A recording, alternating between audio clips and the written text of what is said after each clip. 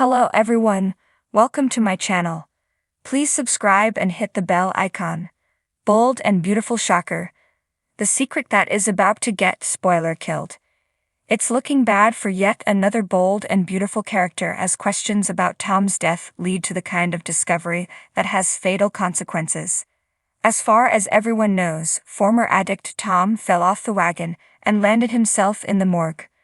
But not everyone is completely sold on that story.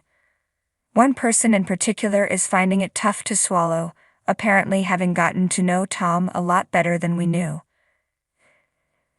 The outside world, including viewers, it appeared that Tom and Hollis were nothing more than co-workers.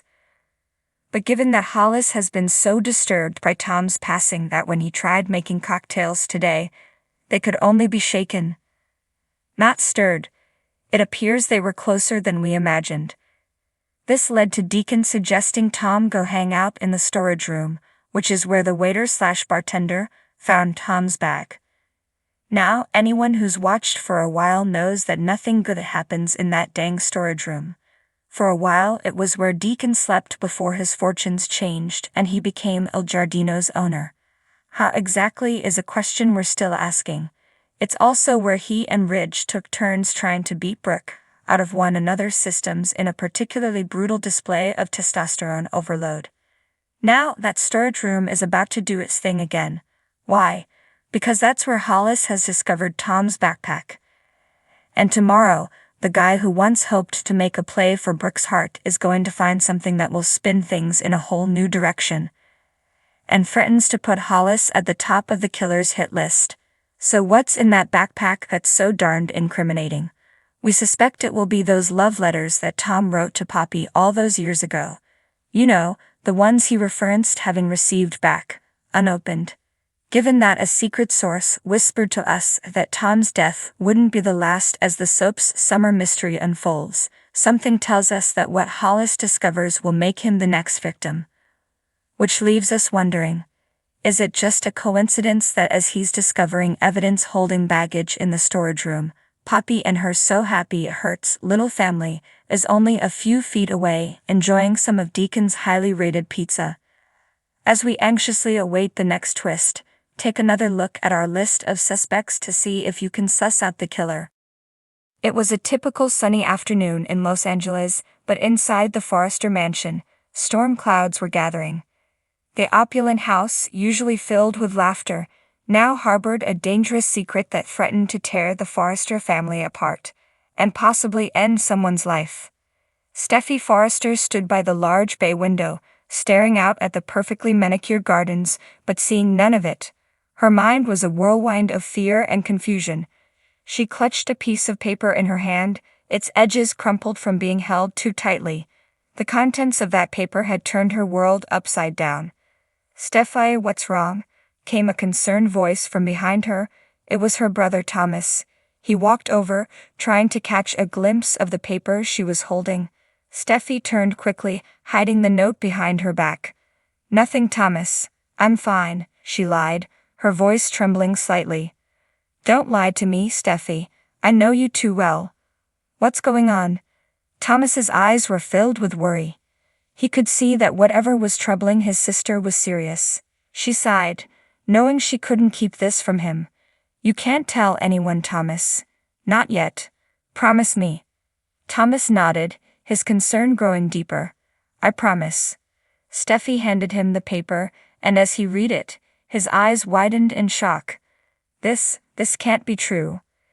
"It is," Steffi said quietly. "I found it in Dad's study. It's a letter from Mom, from before she died."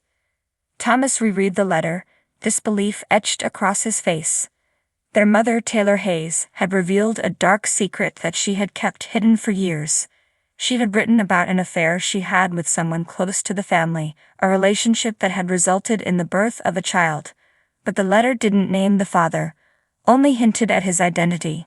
"We have a half-sibling out there, Thomas, and if anyone finds out, it could destroy everything," Steffi whispered, her eyes brimming with tears. Thomas was silent, processing the bombshell. But why would this get someone killed? "It's a scandal, yes, but murder." Steffi took a deep breath. It's not just about the affair, Thomas. It's about who the father might be. If it's who I think it is, then someone very powerful is involved, and people like that will do anything to keep their secrets. Thomas's mind raced through the possibilities. There were many men in their parents' circle who wielded power and influence. His thoughts turned to Bill Spencer, Ridge Forrester's rival and occasional ally. Could he be the one? Or was it someone even closer to home, like Eric Forrester? We need to find out the truth. But we have to be careful, Thomas said, his voice steady despite the turmoil inside. If we start asking questions, people will get suspicious, and if this secret is as dangerous as you think, we can't trust anyone.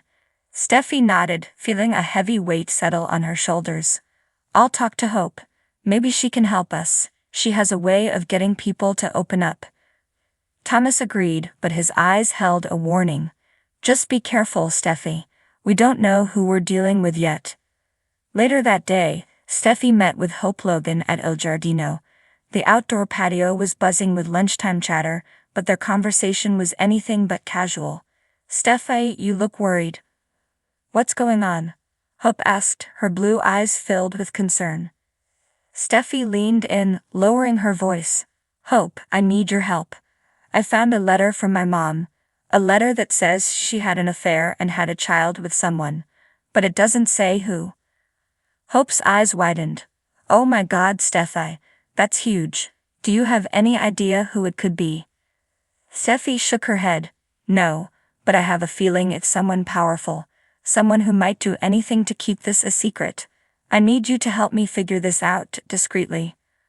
Hope nodded, understanding the gravity of the situation. Of course, I'll do whatever I can. As they plotted their next move, elsewhere in the city, someone else was already one step ahead. Bill Spencer stood in his office, staring out at the city skyline. He had received an anonymous tip about the letter and its contents. If this secret came out, it could ruin him. He couldn't let that happen. Bill picked up his phone and made a call.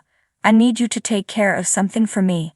A little problem that could become a big one if it's not handled right. Discreetly, of course. Back at the Forrester mansion, Steffi and Thomas continued their investigation. They sifted through old photographs, letters, and documents, looking for any clue that could point to the identity of their half-sibling's father. Days turned into weeks, and tensions ran high. The siblings were getting closer to the truth, but so was Bill. His attempts to obstruct their search grew bolder and more dangerous. One evening, as Steffi was driving home from a meeting with a potential informant, she noticed a car following her.